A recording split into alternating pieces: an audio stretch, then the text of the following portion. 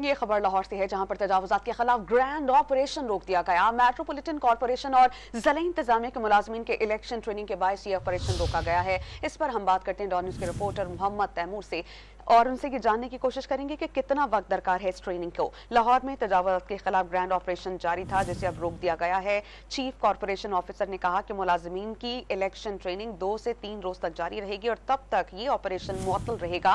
मुलाजमीन की election training के बाद ऑपरेशन दोबारा शुरू किया जाएगा। Chief corporation officer Farid Iqbal ने मजीद ये भी बताया कि ऑपरेशन दोबारा शुरू करने से मुतालिक मीडिया को बाकायदा तौर पर मुत्तला किया जाएगा। हमारे साथ मौजूद हैं डॉन न्यूज के रिपोर्टर मोहम्मद तैमूर, उनसे जानते हैं। तैमूर, बताइएगा, ट्रेनिंग 2 से 3 रोज में मुकम्मल हो जाएगी और उसके बाद बाकायदा आगाज होगा इस ऑपरेशन का?